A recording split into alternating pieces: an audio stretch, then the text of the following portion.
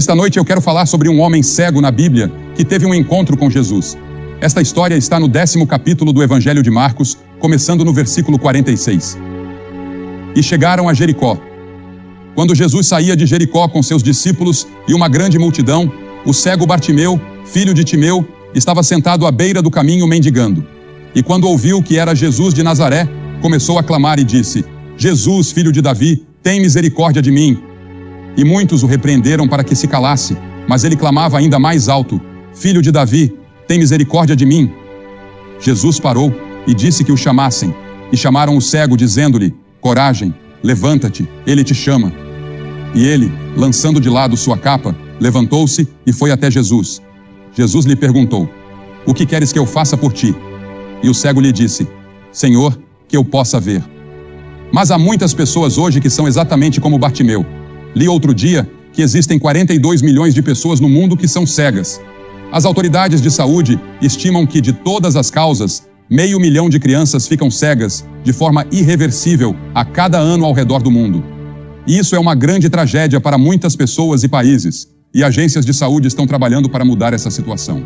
Entretanto, uma tragédia de proporção igual ou maior é a cegueira espiritual que as pessoas têm, porque a Bíblia diz que você possui 2 tipos de olhos. Você tem olhos físicos com os quais pode enxergar, e tem olhos espirituais. E você pode ver fisicamente, mas talvez não consiga ver espiritualmente. A cegueira espiritual afeta todos aqui. Há milhares de pessoas presentes esta noite que podem me ver aqui em cima, mas são cegas espiritualmente. E essa cegueira impede que você conheça verdadeiramente a Deus. Agora Bartimeu era um homem cego, e ele saiu do pequeno lugar onde passou a noite, sem esperança de que algum dia pudesse enxergar. Ele ia até o portão de Jericó e pedia esmolas às pessoas que passavam por lá, pessoas que iam ao mercado ou seguiam para seus negócios naquele dia. Ele dizia: ajude o cego, ajude o cego, ajude o cego, ajude o cego. Ele tinha sua bengala, um casaco velho e surrado. Ele havia pedido um pouco de pão a uma mulher enquanto seguia seu caminho e conseguiu um pouco de leite.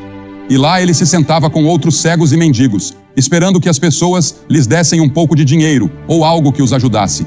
E assim, ao olhar para Bartimeu, eu vejo a mim mesmo, ou vejo você. A Bíblia diz que ele está cego espiritualmente, e nossos líderes mundiais estão tateando no escuro. Eu ouço algumas dessas coisas na televisão, vindas de alguns de nossos líderes mundiais, e fico surpreso com a cegueira espiritual. E já conversei com alguns deles em particular. E às vezes, sinto vontade de estender a mão, sacudi-los e dizer que eles precisam de Cristo, porque Cristo poderia abrir seus olhos.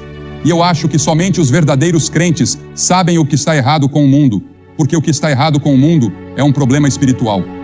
Agora Bartimeu não podia ver seus trapos. Ele não podia ver sua imundície. Ele também não podia ver a beleza. E de tempos em tempos, lemos sobre alguém vivendo em uma casa ou apartamento cheio de recipientes vazios, lixo e sujeira.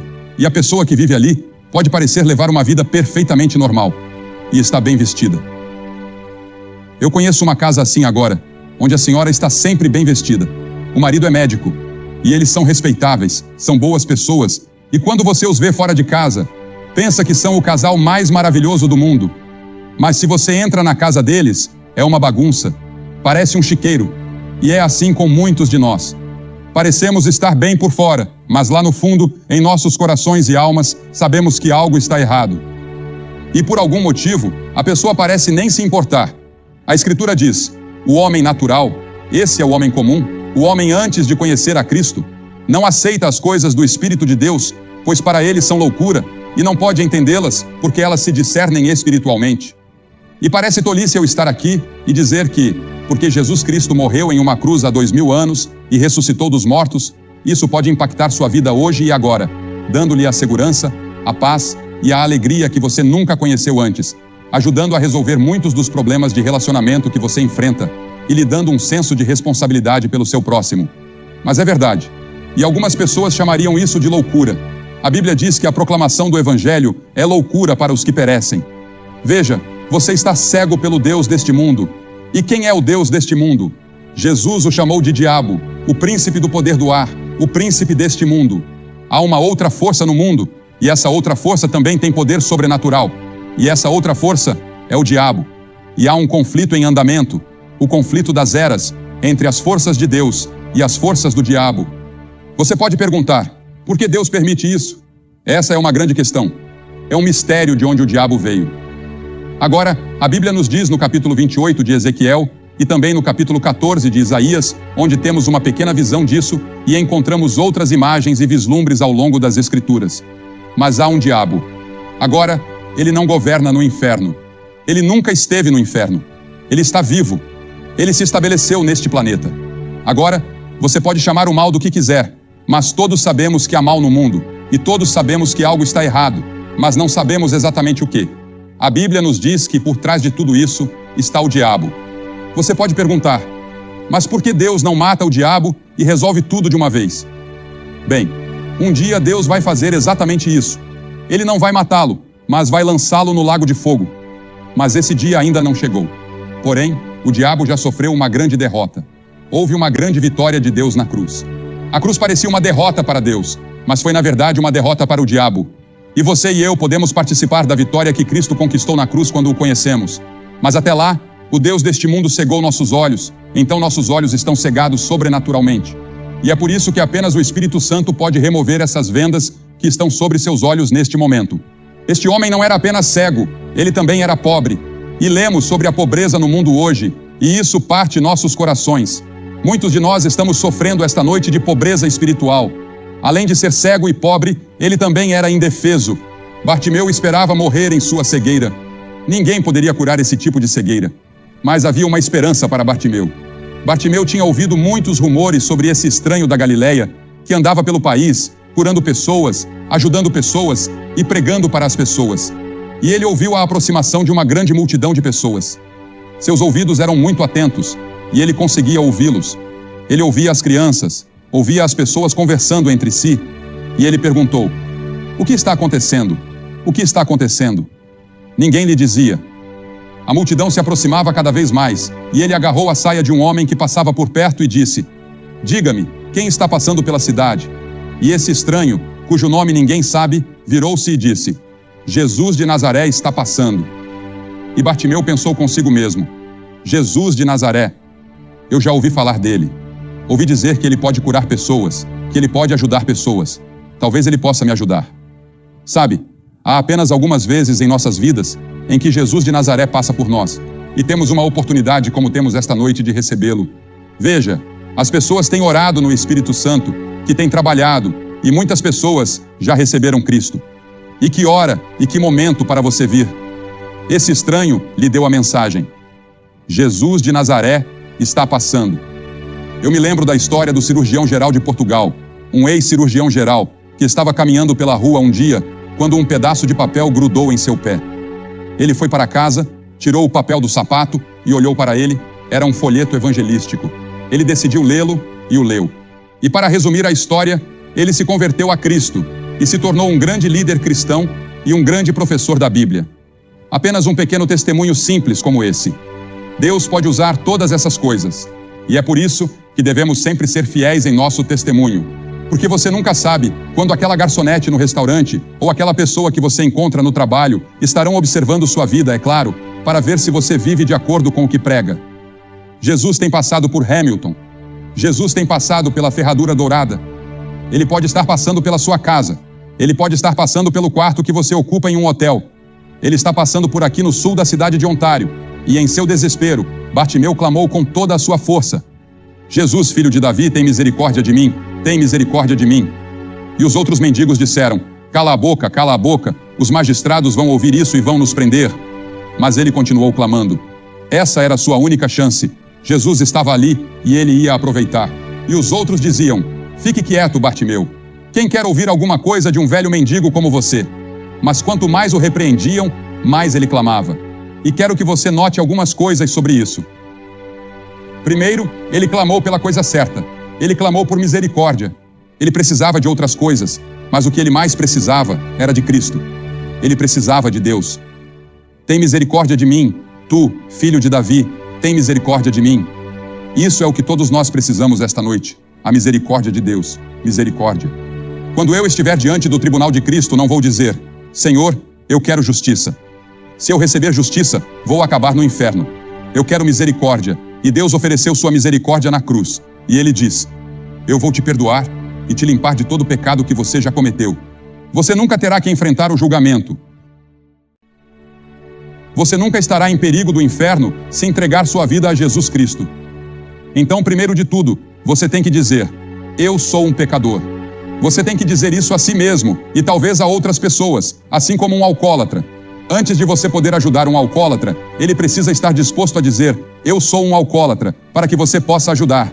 No vício em drogas, você tem que dizer: eu sou um viciado em drogas, preciso de ajuda. E quando você vem a Cristo, deve dizer: eu sou um pecador, preciso de ajuda, e ó Senhor Deus, por favor, me ajude. E então, a segunda coisa, ele não apenas clamou pela coisa certa, mas também clamou para a pessoa certa. Ele clamou ao Senhor Jesus Cristo, o Filho do Deus vivo, o único em todo o mundo que podia ajudá-lo, que estava bem ali. E todas as suas esperanças estavam centradas nele.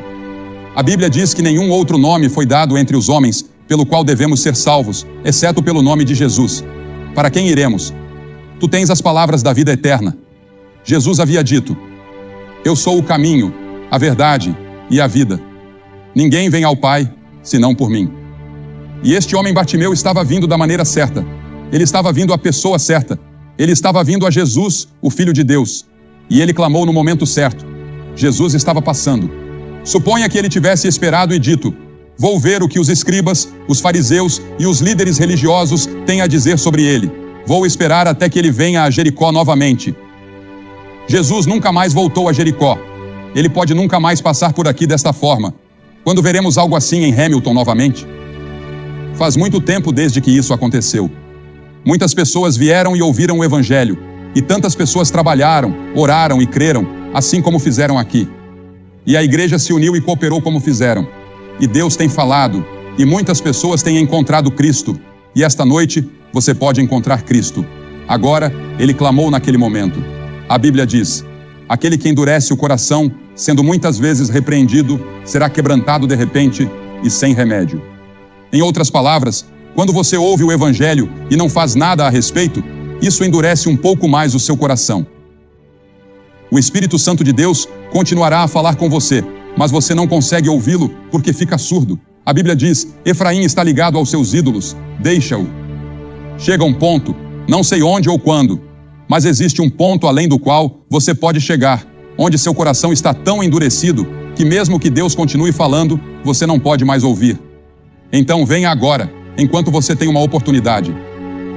O grande governador Félix tremeu quando Paulo estava falando com ele sobre o Evangelho e ele disse: vai-te, Paulo, quando eu tiver uma ocasião mais conveniente, chamar-te-ei. Mas ele nunca teve uma ocasião mais conveniente. Aquele foi o seu momento, aquela foi a sua hora diante de Deus, e ele não aproveitou. A Bíblia diz: agora é o tempo aceitável, agora é o dia da salvação, não amanhã.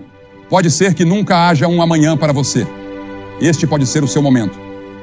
Aquele que endurece o pescoço, sendo muitas vezes repreendido, será quebrantado de repente. Observe como Jesus atendeu à sua necessidade. Havia uma grande multidão de pessoas, e hoje em dia pensamos em termos de grandes multidões. Há uma grande multidão aqui esta noite. Disseram-me que são 18 mil pessoas. E pensamos em termos de multidões. Pensamos em encher nossas igrejas, em encher um auditório ou ter uma grande multidão em um jogo. Pensamos em termos de multidões, mas é interessante que Jesus não só pregou para as multidões, mas os maiores sermões que acho que ele já pregou foram para indivíduos. Ele parou e ficou parado quando este homem cego o chamou. Uma grande multidão de líderes estava ao seu redor.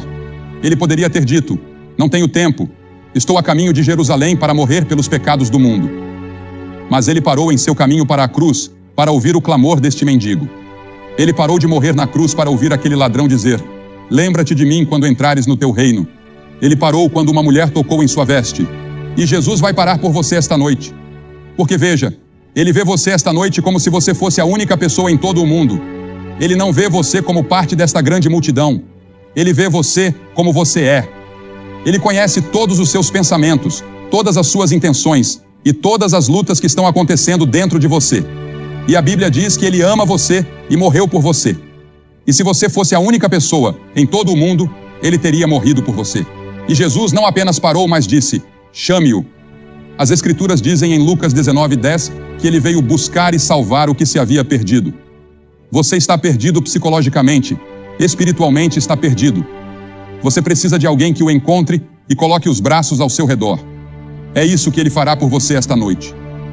E houve uma surpresa no rosto das pessoas da multidão ao verem aquele pobre velho cego, imundo e sujo sendo chamado. Pela primeira vez, eu suponho, alguém o chamou. Alguém jogou sua capa sobre ele. Alguém lhe deu sua bengala. Ele jogou os dois fora e correu até Jesus, prostrando-se diante dele. E então Jesus lhe fez uma pergunta estranha. Ele estava cego há todos aqueles anos, e Jesus perguntou: "O que queres que eu te faça?" Você consegue imaginar isso? O que queres que eu te faça? E ele respondeu: "Senhor." E essa palavra Senhor significa que naquele momento ele havia recebido Cristo em seu coração. Meu próprio Senhor, que eu possa receber à minha vista. E eu acredito que ele estava falando não apenas sobre seus olhos físicos, mas também sobre seus olhos espirituais. Os cientistas acreditam que 33 milhões dos 42 milhões de pessoas cegas no mundo poderiam ser curadas ou sua cegueira poderia ter sido evitada. A cegueira espiritual, no entanto, não pode ser evitada. Ela é causada pelo pecado, e todos nós a temos, mas ela pode ser curada pelo Senhor Jesus Cristo. Ele abrirá seus olhos, e Ele pode abrir seus olhos esta noite. Qual é a sua necessidade? O que você quer que Cristo faça por você esta noite? O que você quer que eu faça? Ele perguntou. Alguns de vocês podem dizer: eu quero que Ele perdoe meus pecados. Quero que Ele me dê a certeza de que, se eu morresse neste momento, eu iria para o céu. Eu quero paz. Gostaria de rededicar minha vida. Fui batizado ou confirmado, mas de alguma forma não tenho esse relacionamento pessoal com Cristo. Não tenho essa caminhada com Ele que eu deveria ter, e gostaria de ter isso. Talvez você queira reafirmar seus votos de confirmação, seja o que for. E Jesus disse a ele: vai, a tua fé te salvou. Não foi o dinheiro, não foram as boas obras, mas a tua fé te salvou. Estou pedindo para que você dê esse passo hoje à noite. E se você tiver alguma dúvida em seu coração, faça o seu compromisso esta noite. Você sabia que, a cada noite que estivemos aqui, mais de 700 pessoas vieram a Cristo e fizeram um compromisso? Em ambas as noites. E o que vou pedir que você faça é o que já fizemos em toda a América Latina, em toda a Europa, em todo o Oriente, em toda a América e em todo o Canadá. Pedimos às pessoas que se levantassem de seus assentos e viessem à frente do palco, dizendo simbolicamente: eu preciso de Cristo. Eu quero a sua misericórdia. Eu quero o seu amor e a sua graça. Eu quero conhecê-lo pessoalmente. Por que peço que você venha à frente e faça essa declaração pública? Porque Jesus foi pendurado na cruz publicamente por você. Ele não fez isso em particular. Ele fez isso publicamente.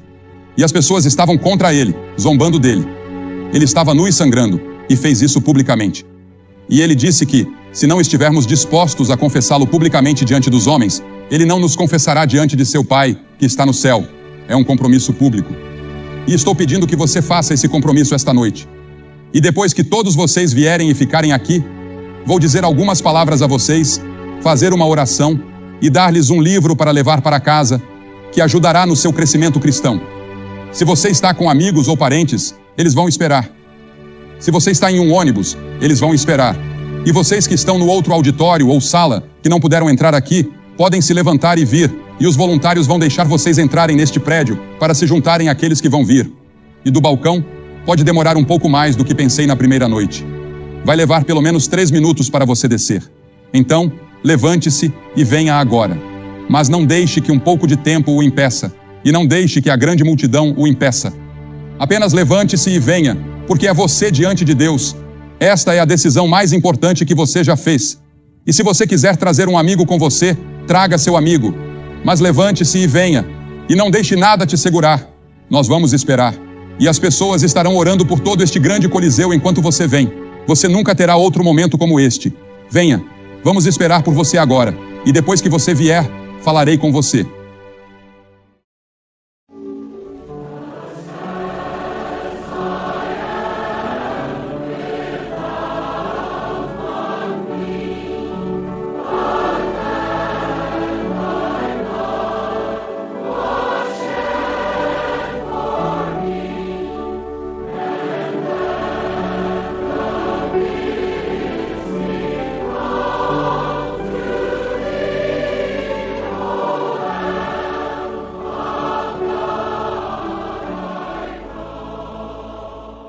Você que está assistindo pela televisão, Deus tem falado poderosamente a centenas de pessoas, e centenas já vieram e ainda estão vindo. E você pode fazer esse compromisso onde quer que esteja e dizer sim a Jesus Cristo.